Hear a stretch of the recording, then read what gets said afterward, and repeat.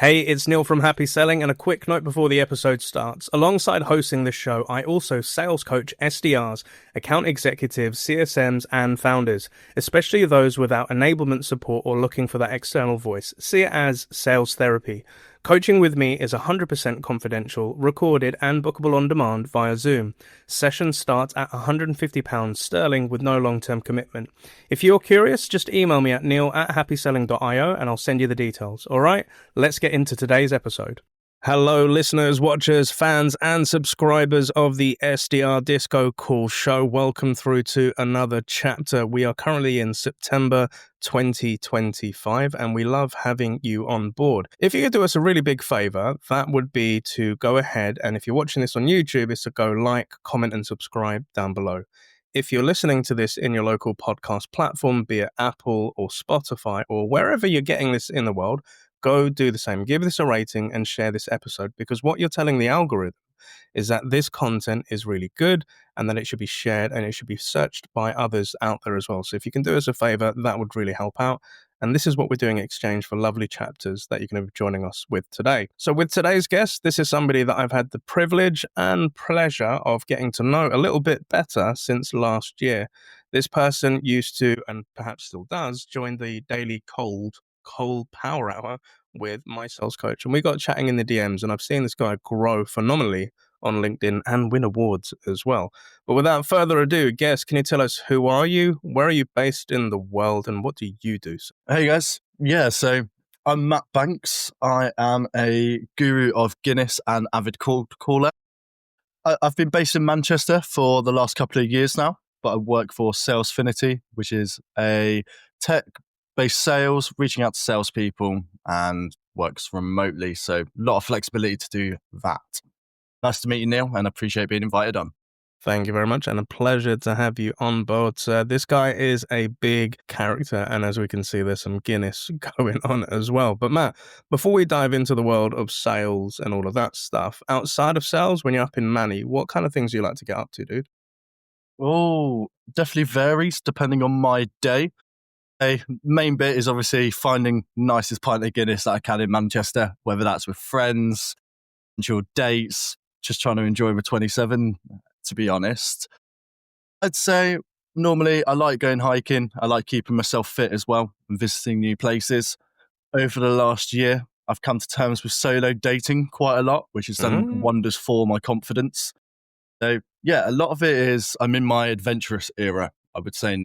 Love that. Your adventurous era. And we're about to go on an adventure, Matt. I love that. And we might need to talk about that dating bit. And I would love for people to understand what is this thing about Guinness and like why it's synonymous with you, your LinkedIn posts, and your personal brand. So talking about personal brands, what we like to do at this point of the show is go to our guest's LinkedIn profile. So with all guests that come onto the show, if you just head down to the show notes, whether that's on the podcast or on YouTube, you'll be able to find their LinkedIn URL. And with Matt, as we can see, is a Guinness guru, a cold caller, sales at Salesfinity, an SDR top voice. We're going to find out more about that. But this guy puts out a lot of content to the point where I get intimidated, and I'm a content creator, so I absolutely love it. So I highly recommend checking him out, connecting with him, pick his brain on any of the topics we've discussed today. Or if you want to go a bit deeper, go for it. But Matt, if we go like way back in the day, we can see that you've had the chaos and joy of hospitality. So I'd like to learn more about that. You've worked in corporate sales as a BD manager up in Manny. You've got your own biz called Cold Calling from Pubs, and there is a big story behind that as well. And obviously we met, and you've been for the last 10 months, you've been working in the world of sales development at Salesfinity. So Matt, as our audience and myself would love to know, what is your story, Matt? How did you get to where you are today? So as with all good stories, we'll start with the beginning. And yeah, it would have been just after college. I decided university wasn't the right option for me and started going into hospitality. I remember my first job now was at Woburn Safari Park at a little lunch cafe serving kids chaos, all sorts of experiences working shifts there. It was great. I was only 15, 16 at the time. So I had no clue what I wanted to do, where I wanted to be. And a lot of it was just giving myself some spending money for that new Call of Duty coming out or FIFA towards the end of the year. There wasn't much plan, but I stuck with it. I really enjoyed hospitality, and once I was old enough, moved over to bars, and that's where I kind of just grew my life there. I found something that I really enjoyed. Decided, yeah, definitely didn't want to go to university. Worked up to management, and yeah, covered some slug and lettuces, some cocktail bars, some Wagamamas. There was definitely a huge amount of variety. And Mm, I think hospitality is a major part of who I am and also the success that I've had in sales. I feel mm, like I've managed to bring a lot of that to help me overall. So it's something that I'll always be grateful for. Would I go back? Never. I think now that I've managed to escape hospitality, it's mm. definitely something I'm enjoying seeing in that rear view mirror. But it created what I am today. So I've always got a little bit of a soft spot for it, and I'm grateful for my time that I spent. I love that. And if I could pause you there, because there's a lot of things I'd like to unpack from there as well. So just to confirm, with Woburn Safari Park, is that the safari park where you can drive through your car, you can see the lions and the monkeys as you're driving through? Is that the same place, or like with the deers and everything? Yeah. Yeah, absolutely. Okay. Because it just reminds me of me and my boy Phil. We used to drive there once. In another life, we were, I wouldn't say under the influence, but it was kind of a funny day, and we was driving through it. So I remember that bit there. But there was another bit that you said where you said that university wasn't for you. And as some of our long listeners may have noted, I've said this multiple times. I got kicked out of college. I never went to uni, and my problem was authority, and I wanted to work more than I did study. But what was like the background for you where you felt like uni wasn't for you, dude? Yeah, to be completely honest, very similar to yourself. It was the first time that I had a harsh, difficult conversation with my parents, which was throughout college. I was an idiot. If I look back at the time, I thought I was the coolest guy on earth, as I'm sure you can probably relate as well. Yeah, yeah, yeah. I think most guys go through a period where they think they're The I don't, bee's knees. yeah, bee's knees is probably the polite term for it. And yeah, I was more focused on partying, chasing drugs and drinking and just girls, things that didn't really matter at the time, but you thought they did. Hmm. And so I had a place at university. I was offered a spot mechanical engineering at Manchester. So it's weird that Wow. I've gone full circle. Yeah, yeah. And yeah, I spoke to my parents. I was very lucky throughout college that I managed to still get good grades with very little work because I was smart enough to just kind of get myself over the line. When you go to university, that kind of goes. You've got to put the work in. You've got to dedicate time to actually learning, and you can't just wing it. And with looking at the expense of university, had a chat with my parents and decided it was too much of a. There'd been so many times when it came to my education that I'd not taken it seriously. And at Hmm. that time, I was definitely too immature. As much as it hurt at the time to kind of come to terms with this, I was way too immature to be going to university. It was not going to do me any kind of value or benefit into my life at that Hmm. stage. So yeah, decided not to and just carried on working and knew that I needed to make the best of the situation. If I didn't go to university, I needed to make as much money as I could quickly. So foolishly thought that that was working and managing a bar. So Hmm. yeah, that's kind of how I went and just missed out on university, which looking back now, I don't regret too much. I'm quite happy with the decision I've made. Yeah, yeah. And it's different for everyone, right? And the example I give is myself, where I love how you say where you say that you wasn't mature enough for it, right? And your mindset, and you sat down with your parents and had the chat. Like the chat with my parents was different. Like, Neil, what are you doing with your life? You're going to throw it away. You're going to end up here. It was just like this shock for them because my sister, who's older, did do the traditional path, and there was me saying I prefer to be in the working world. I want to go get a job. I want to do different things. What I wanted to do, I didn't really know.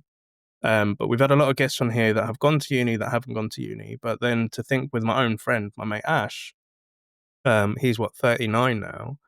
And I was speaking to him yesterday because he's now started uni and he's going off to become a chiropractor. And it's like a 4-year course. And he's up in Bournemouth. But he was talking to me yesterday, said, bro, like I feel so out of place. I'm older than everyone and I can't connect with mates. And there's these little kids on the street. Somebody tried to start me. I wanted to knock him. And he's a proper South London geezer, right?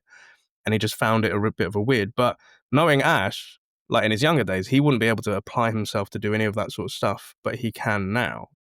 And I rated him for doing that. And I said, bro, like, I don't know many people coming up to our age that's going back to education to do it, but I know you're going to smash it, right? But there's the other bit, it's hospitality that you're talking about. So again, weird timing, I don't know. But I was in an Uber yesterday going to see my dad.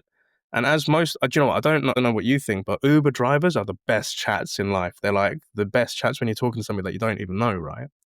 But this guy was asking me like, Neil, how's your day?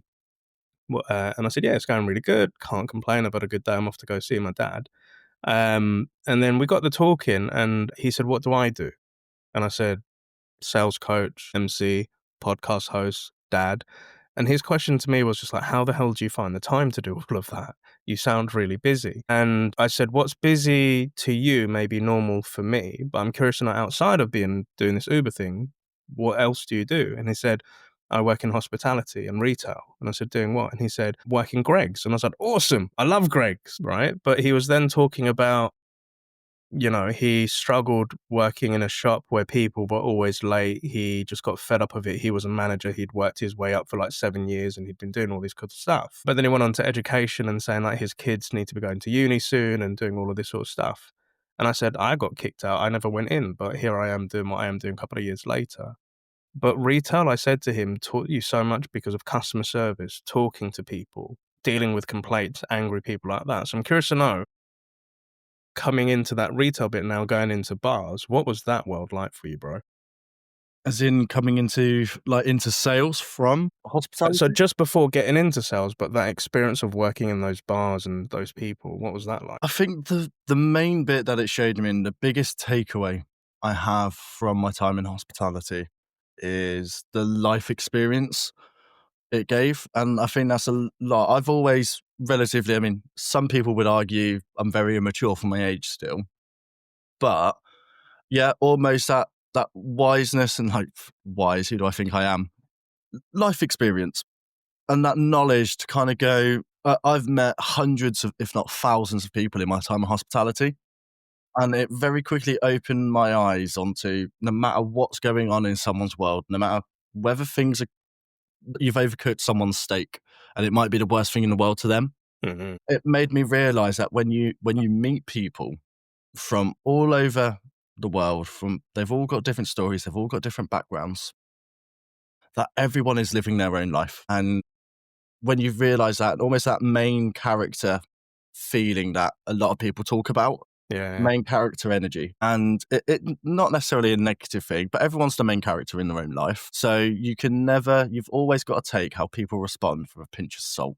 And I'm sure you can see where that starts linking into sales. We can cover it again later on. Yeah. But yeah, hospitality was about meeting people.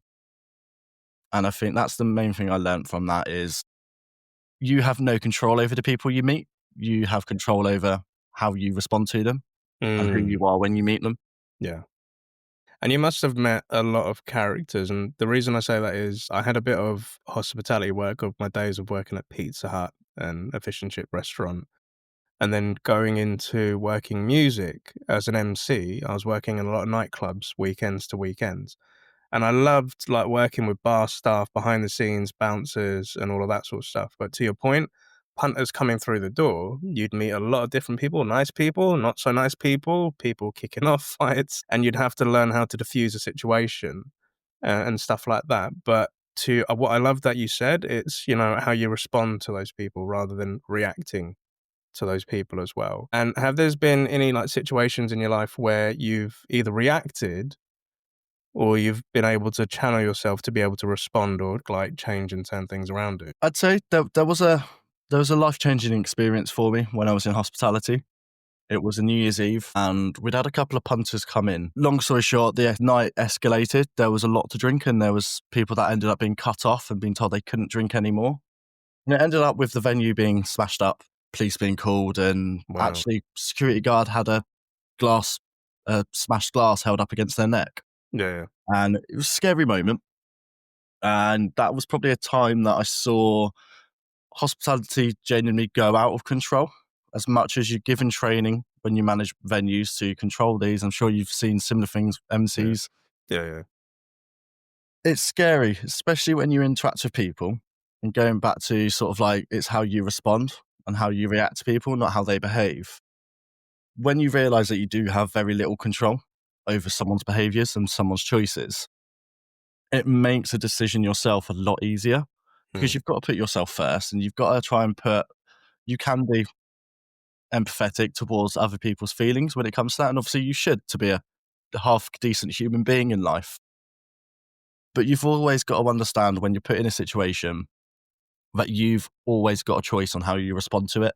And I think as soon as people, whether it's deciding not to go to university, whether it's having a bad experience running a bar, whether it's being told or sworn out on a cold call, you've always got a choice on how you respond to it. You're right. And it's brought up a memory of something that's happened to me this year, like coming back into my music thing, where I had to respond and I was put in a not nice situation, right? So imagine this. I'm going off to an event called UKG Brunch, and it's at Stormzy's house party, Poland Street in Oxford Circus. And 3 months before this, I decided I'm going to stop drinking and going alcohol free. And this was the first time Neil's come into an event to MC, but I ain't drinking. And that's something that I'm not used to. I hadn't been for a number of years, but I was apprehensive because I was like, am I going to be able to do this? Because I need that Dutch courage. I want to jump on and do those things. But anyway, the event was awesome. We go down, I'm with my mates, everybody's having a wicked time. And in Stormzy's house party, it's like sections of different rooms. You've got like a loft, a bedroom, and a kitchen downstairs. And it's all themed out. And you've got these DJs playing, and I'm hearing some top DJs that I really rate and respect. And my boys to the side of me, they're all waved, right? They're all drunk. And there's me, sober. And I remember I was chatting to somebody at the bar because I went to go order a drink. And this girl next to me says, "What's in that?" And I said, 7-Up. And she's like, "Yeah, but what are you putting in that?" And I'm like, "Just 7-Up." And then she was just like, what? Like, she just looked confused. And I just said to her, "I don't drink." And she was like, and she looked at me a bit in disgust, but then it turned into, "That's really mad. You can come to a rave and not have a drink." She was like, "That, I respect that." And she spudded me. I was like, "All right, safe, cool." But then, as I'm standing and watching this DJing, this other girl comes in front of me. And Matt, she's looking at me, smiling and everything. And my boy's thinking like, "Oh, look, Neil, somebody's interested in you." And my boy, Ashley, the guy that's gone uni, shoved me towards her. I said, "Go on, bruv," because I'm single. He said, "Go on, bruv." And in my head, I'm like, I don't give a damn about this person. I'm trying to listen to the mix. I'm more interested in the DJ. So I'm looking towards the DJ, but then this girl's demeanor and face changes. And she starts screwing up her face at me. And I sense something's not cool here. And I look at her and I was like, "Are you all right?" And she was like, and then she grabs her finger, pushes it into my chest and really screws in. She said, "I don't like you." And I was just like, and I look at her face, Matt, and I can see the glaze in her eyes and the drunken. Working years in clubs, I know what this is, right? And in my head, what I'm trying to understand is I'm looking at a mix, my mates is beside me, and I looked to my friends and I was like, "Help."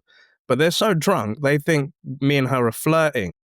And they're like, "Go on, Neil, go on." And I'm like, "It's not that." And she gets more and more angry and she gets more and more like screw-faced at me.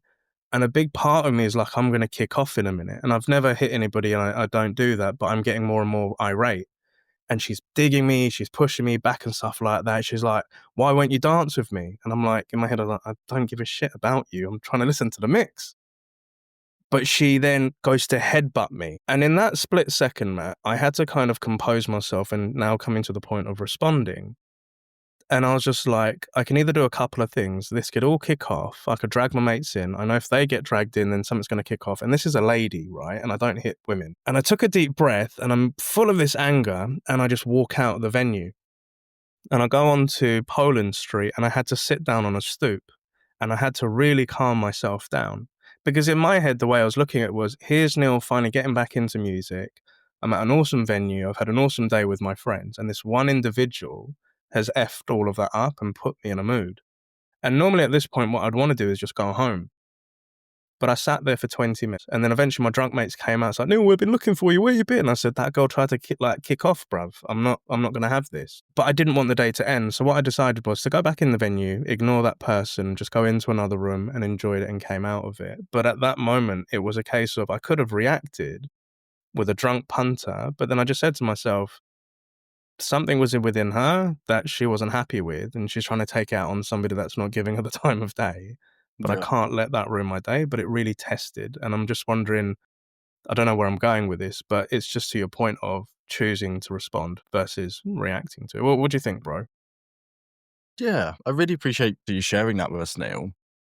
I think no matter where you are in life, you're always given opportunities where you are challenged. Maybe it's fate, maybe it's a sign of something greater than us.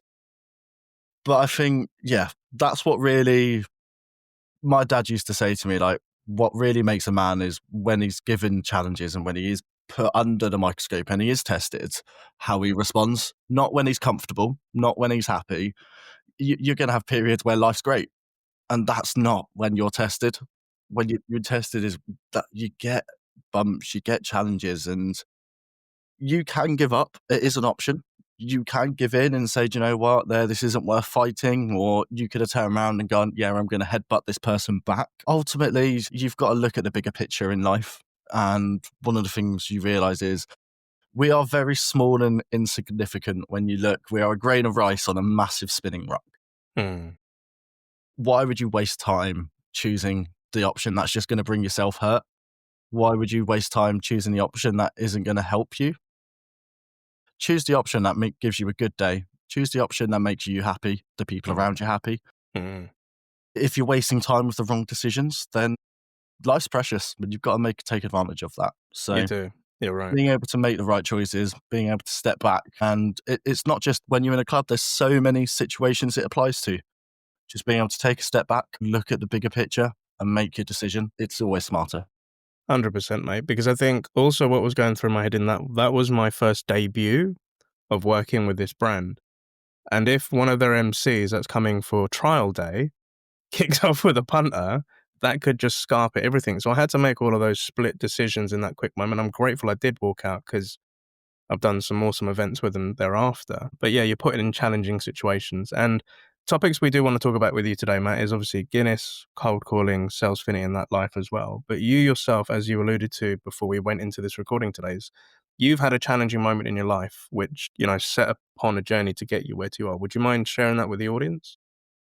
Sure. Yeah. So I think, to be honest, it started a few years ago during COVID, as all good stories do with everyone. It was a tough time for a lot of people. A lot of families broke apart. A lot of people lost their jobs. Life completely changed for a lot of people. And especially if you're not out, even if you were outgoing, like that went out the window. If you were introverted, you might have liked it a little bit more. But it was difficult to find someone to talk to. I lost a friend towards the end of COVID to suicide. And it was a really tough time, obviously, for him. It'd been something going on for a good 6-12 months, unfortunately, that he wasn't healthy. And yeah, that took a toll on me, I think, internally. And there were certain parts that I definitely lost about myself. And it was a rough few years after that, a lot of hurdles. I applied for the army. I'd always grown up and part of me had wanted to do that. I'd had family that had signed up, had Mm. served. I didn't get in. I'm half deaf. I found that out while I was doing medical tests.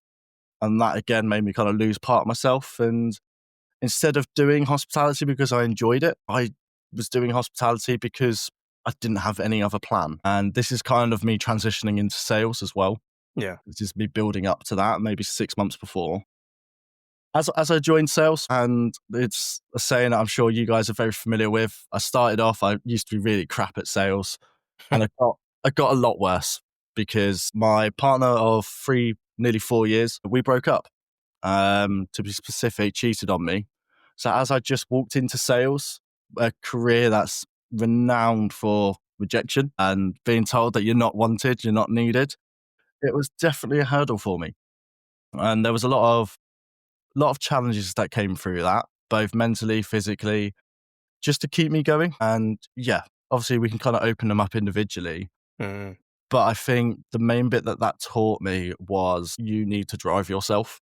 Mm. If you can have a network to support you, you can have friends, you can have family. Mm. You've got to be the one to decide, I'm going to do this. So appreciate you might have some more questions for me, but that's Yeah. the main bit that to summarize the chapter of that my part of my life, Yeah. you've got to drive it. Well, first and foremost, thank you for sharing. Thank you for being honest. Thank you for being vulnerable. Because that takes a hell of a lot of strength. And my heart goes out to you, bro. And a lot of admiration and respect. Um, because with these traumatic things that have happened within your life, these are the things that shape you and your character. And what I love that you said is that you got to take charge and you got to be the one that drives yourself, right? And I think somebody personally myself, where I've been through a lot of traumatic shit in my life, right? There is that thing of nobody's coming to save you. You will have support, you will have friends around you, but it's you that has to save yourself, right? I remember in my sales career, I lost a friend in a car accident when I was an MC, but I was an SDR manager. And the day that I got the call, I was in Mayfair and I heard Seb, RIP. He was, 26? Just became a VP at Barclays. He just got engaged to his new missus. He was about to go IB for on his first tour. And he'd gone. And losing that friend when I was in work, it effed me up a hell of a lot, right? Losing somebody close to yourself, but also with suicide. In the last 2 years, I've lost 3 mates to suicide. And when you get that information, you realize that somebody has to be in a really dark place to be that. But with all those areas, like you've got your friend with suicide, you've got your partner and the infidelity on that side. If you were to share any of those stories as to how it did affect you, or, kind of the advice that you would give to somebody that may be going through those things, which one would you start with, Matt? I can cover both. So just said that there was a good few years between both of them, these two moments. When I lost a friend, it was a difficult time for me. It was not unexpected. It was something that we'd kind of, between him and I, we'd had conversations about and I was prepared for. And I knew that it was potentially something that we could be looking at. Initially, there was a lot of emotions that came through. You feel anger, you feel almost resentment, you feel like you could have done something more. Hmm. And it's very easy to let negative emotions swallow you up and kind of take control of how you're feeling, because negative emotions typically are a lot more intense than positive ones. That's something else I've kind of picked up over the years. When you've got these negative emotions and it is kind of slowing you down and it is something that is just completely taking over your mental state, that's where it's so much more important to be thankful for. And you'll hear different stories about this, but it's about being thankful of the times you had together, Hmm. different memories that you've been able to make. And that's where I started turning that hate and that resentment. And this is again where it applies to infidelity and being cheated on with your partner. And you start creating opportunities where you're happy about it. You go, right, okay, well, I now get to look back at my friend and go, look, we're never going to argue anymore. We're never going to be having a fight over a girl ever again. As much as sometimes you might wish that you could have those opportunities, Hmm. I kind of went, do you know what? I get to look back at my life and it was only short. It was only 4 or 5 years that I knew Aaron, Hmm. but they were some of the best 5 years of my life, especially if I look back in the memories now. Hmm. And I'm sure 20, 30 years time when I'm old and I'm still cold calling people, I'm sure. But I'm going to be thinking back in it and going, do you know what? I'm glad I got that time with them. Again, we're a grain of rice on a massive spinning rock. Even scientifically, the chances of you and I being alive at the same time, having a Hmm. conversation on this podcast, Yeah. it's moments that I realize that life is for granted, or a lot of people take it for granted. And I guess, yeah, that was the main bit I kind of realized with Aaron. It opened up a lot of perspective for me when I Hmm. realized life is short, life is quick. 1 minute you have an opportunity, whether it's a friend, family member, partner, even a job, that can all change in a matter of a day, even Hmm. shorter. So that's why it really does matter to be doing what you love and doing what you enjoy. And that will lead me on to something else that I want to talk about in this show. But I've, since losing my best friend and losing my ex-partner, I kind of made a promise to myself that I wasn't going to live another day not doing exactly what I love doing. Hmm. And again, that's where it leads on to the Guinness, the cold calling, everything about sales. I promised myself after losing 2 people that I cared deeply about. Yeah. And it put me in a rough time. And there was a time that my mental health was awful and I was in some really bad places. And I just reminded myself, I was like, do you know what? If you really think things are that bad, then the least you owe yourself is give it one last go. Do everything you love doing, sacrifice nothing. I follow 2 rules now, and it's something I'd always recommend. People are going through hard patches, or they don't know where they're going, or they've got no plan, because a lot of people, especially new SDRs, have got no plan what they want to do besides make money. So 2 rules. Always put yourself first. I say always put your best intentions above others. I know obviously it might change once you have kids and other factors, but always go about life putting yourself first and what you need. Get yourself whole before you help other people. The other rule is don't hurt anyone. And obviously that you can take into, and both of them seem really basic. But I've realized, and this was even me coming to terms with religion over the last few years, I've had conversations with myself about whether I'm religious. And it brought me back to those 2 things. If you live your life and you always put yourself first and you never try and hurt anyone, if there is a God out there, if there is a life afterwards, you shouldn't be punished if you follow those 2 rules. And it's the same way, even if there isn't, if you follow those 2 rules, then how bad can life be?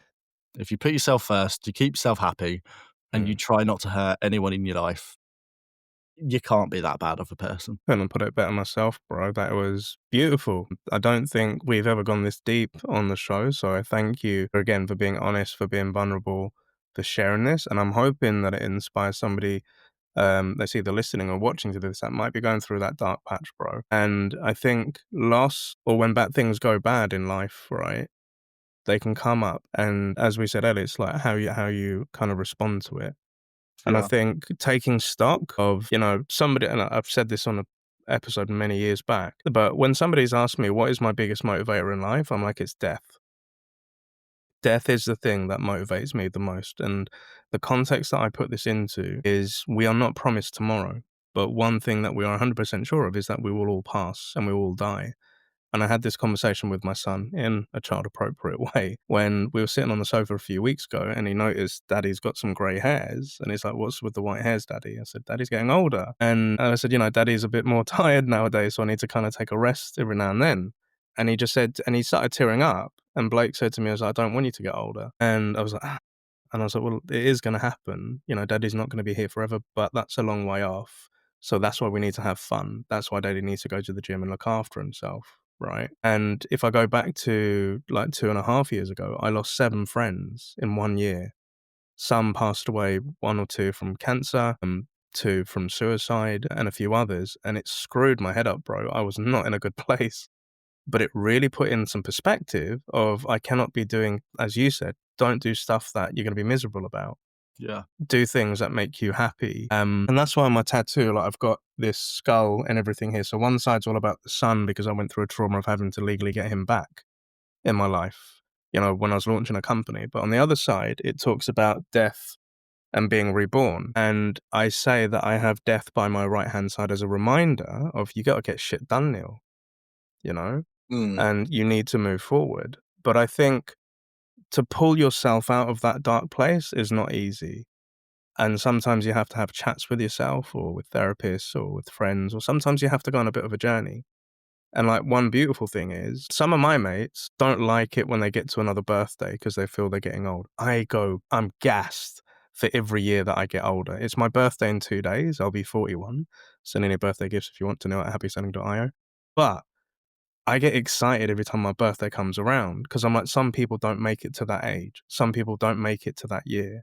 And yeah, like life it is beautiful. And again, audience and listeners, we are getting deep, but it is to celebrate that life and to do those things. But I do think another thing is, again, I had a separation with my son's mother, didn't have, and that was traumatic in itself, right? And I won't go too deep into it. But today, I am picking up my son from high school, right? This is the first time he's going into high school. And this is the first time I'm going for the first of something with my son in 8 years. But if I went 8 years ago, I couldn't have fathomed this when I was not in a good place.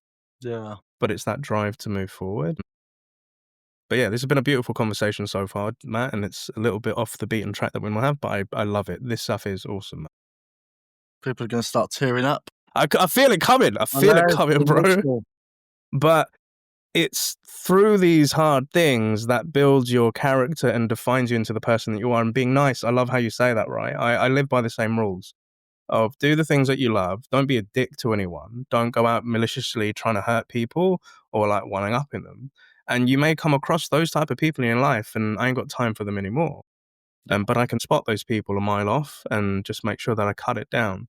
But, you know, with yourself, the transformation that I've seen in the limited time that we've had with each other is this guy on LinkedIn that came into a cold call power hour. And then you're this Guinness guy, you're this cold calling guy, you're building this personal brand, you're winning awards. Tell me about the transformation, bro. What was that? Yeah, so obviously it's going to be a little bit of a lighter topic, very much connected. So I said, started in sales, did my year cold calling, commercial property tax, probably the most boring sales I've ever come across in my life. I was cold calling people that owned a wooden shed and trying to tell them that the government was charging them too much money. We were going to save them half of it, and we were going to take 50% of whatever we saved. It sounds like a pyramid scheme with extra steps. That's exactly what it was. We were stealing money off the government, so be careful where you post this. It was definitely interesting, and it was boiler room sales, and I'm sure many of us kind of experienced that, where you've got to fit a certain type of persona.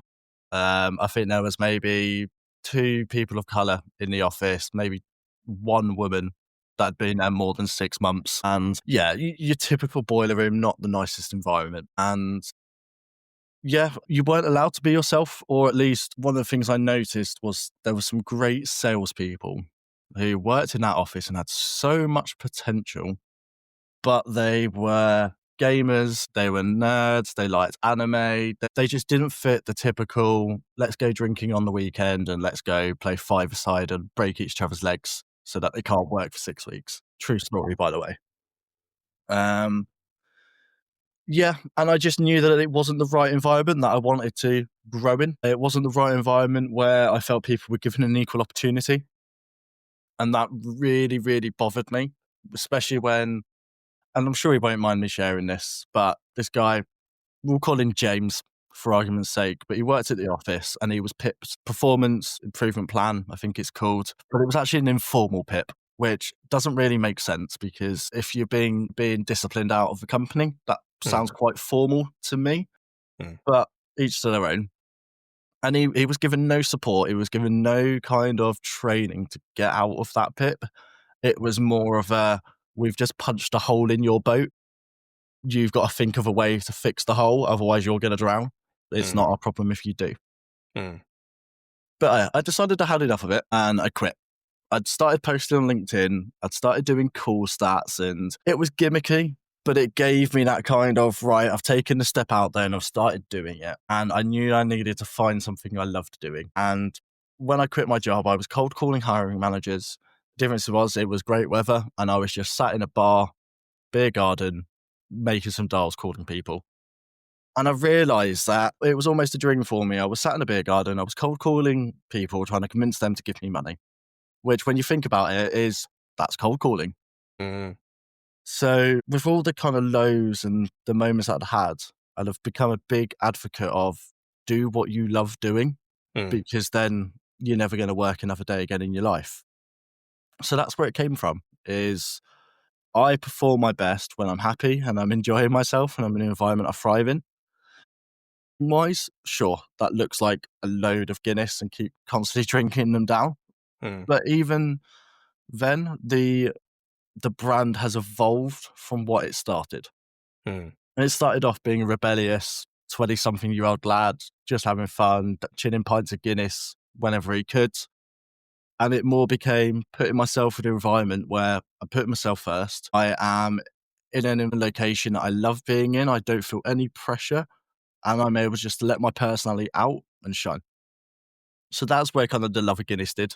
Obviously, with the background of hospitality as well, there was a lot of factors where it just feels like home. My family all live in the south of England. When me and my ex-partner split up, I didn't have many people in Manchester, so a lot of it was just myself and a few friends here and there, mainly from work. So any opportunity that I had to feel like I was home, where I felt like I was comfortable in an environment, I used to go down to my village pub like with my dad, a couple of days a week, just even if it was just pop in for one, say hello to the locals, head home, even just taking the dog for a walk. So every day that I was in, just put me back at home, remembered that mum and dad aren't too far away. Yeah, And I love yeah, that. it was And nice. just so thank you for sharing that. And just for our like international listeners that may be listening to this in the car or something like that in a different country. So to get this right, like a pub or a bar, like that's kind of where you feel at home. And you know, with Guinness, it's a black piece of alcohol, or what is it? It's not. Is it an ale or yeah? That you're showing up. But for the listeners, how would you describe what Guinness is, Matt? It's a variation. Someone's going to shout at me for saying this. It's similar to a beer. Yep. It's called a stout by name. Stout. That's it. Yeah. And it's a different brewing process, and Guinness itself has a different gas mixture. It just means that it's a dark red, almost pitch black drink, alcoholic beverage, and it normally has a thick white cream at the top, almost like a vicar's collar. Yeah. Love that. So just hopefully painting a picture back there. But then again, like you said, so you're like you're cold calling from pubs. So like if for our listeners and for our watchers, I'd highly recommend if you're watching the YouTube version of this, going over to Matt's LinkedIn. And again, Matt, you're awesome at content creating, right? The Matt posts out a ton of videos. There's a lot of good stuff. But we can see is like you're actually cold calling from pubs, and there's the Guinness in its glory out there as well. And this became the thing for you because I remember like when you came into the Power Hour, so seeing this guy like cold calling from pub, I was like, what's this all about? And then I went onto your LinkedIn profile. It's like your thing, right? But as you said, it made you feel like you were at home, like close to your family, like when you haven't got people around you as well. It was kind of your zone. It was like your arena. Is that right? Absolutely. So yeah, there's a million reasons. We'd need a whole separate podcast hour to go through them, Neil, to be honest. But the two main factors were put me in a situation that I felt comfortable in. And I think regardless of what you're doing, but specifically with cold calling, that's one of the most important things.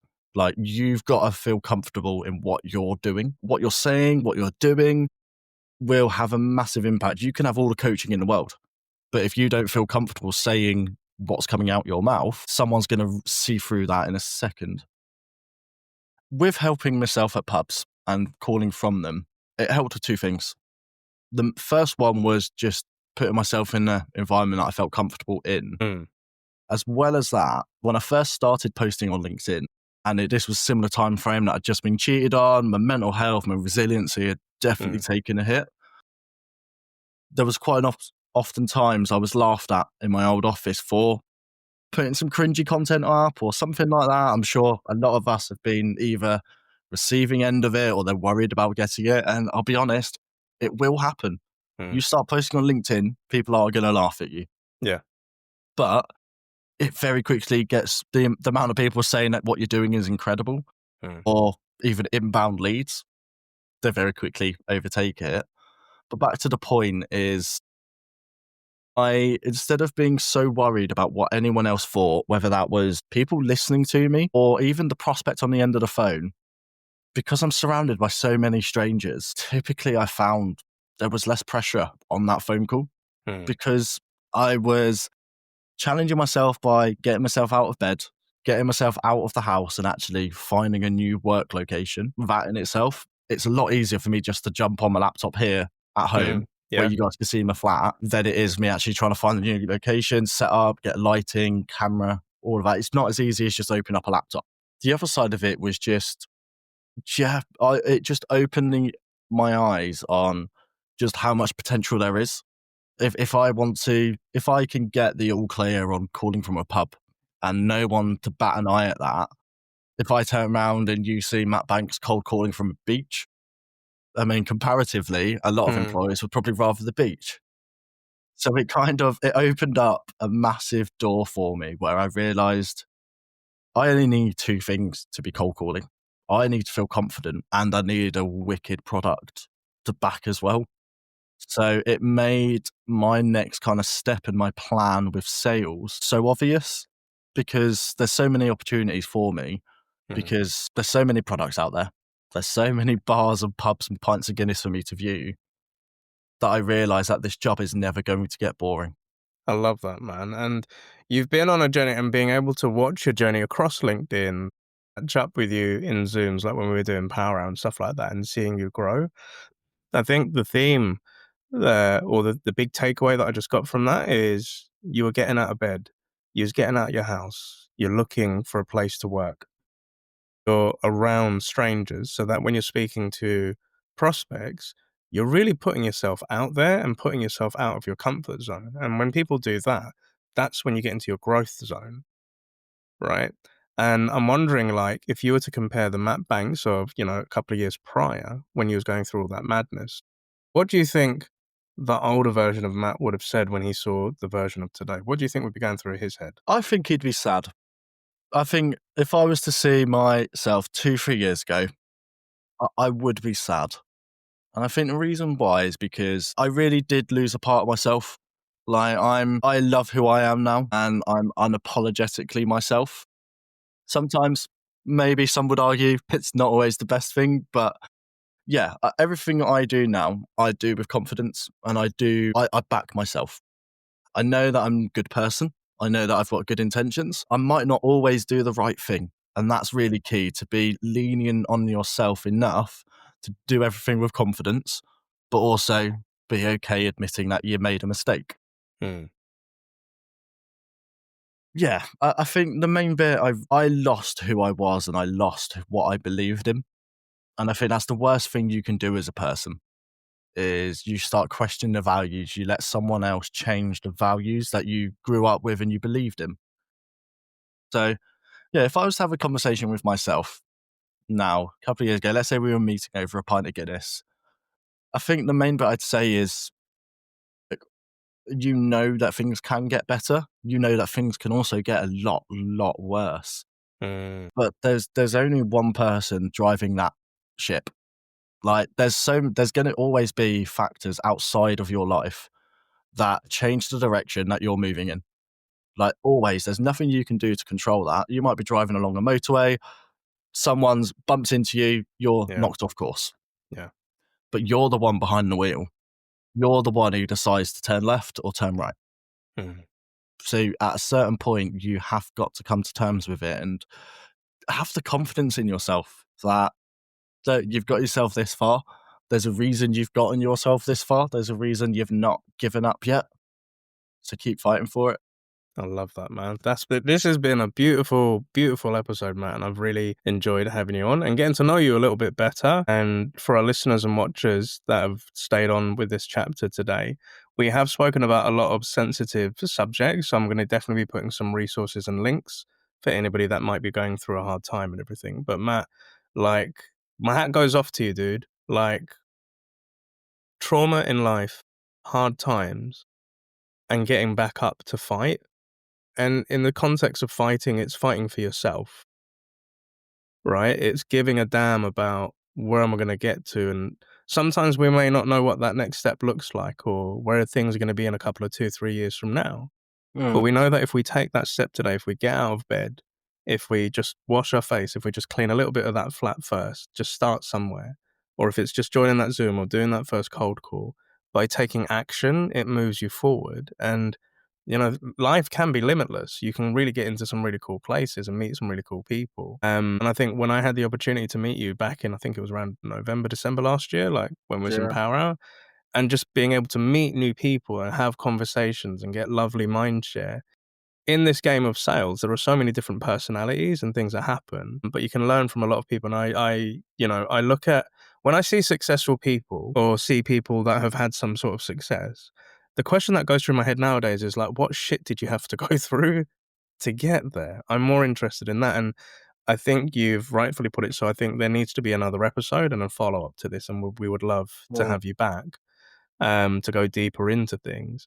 But it's this journey that's built you into this great astute of a salesperson that's smashing it on LinkedIn. And again, listeners and watchers, highly recommend checking Matt out on LinkedIn, checking out his content, picking his brain, seeing how he does his thing with cold calling and pubs and everything. Like, you've got a really, I'd like put it this way, I've been on LinkedIn for like 10, 15 years and I've seen people come and go. And there are some notable ones that are building their personal brand. And I have high hopes for you, bro. And you're right, we may not always make the right choices, but that's part of life. That's how you learn, right? So, yeah, this has been an awesome chat, but you may have already answered this question of if you was having that chat with yourself, like three with a pint a couple of years back. But if you were to give 3 bits of advice to any SDRs or any salespeople that are listening in today to help them take that next step when they might not be in a good place, what would those 3 bits of advice be, Matt? If you're not having fun, so great question. I think top 3. First one, if you're not having fun, then you're doing something wrong. It's not worth doing if you're not having fun. Second one, the best way to learn is by doing it. I wasted so much of my life thinking about what to do, thinking about, is this going to work?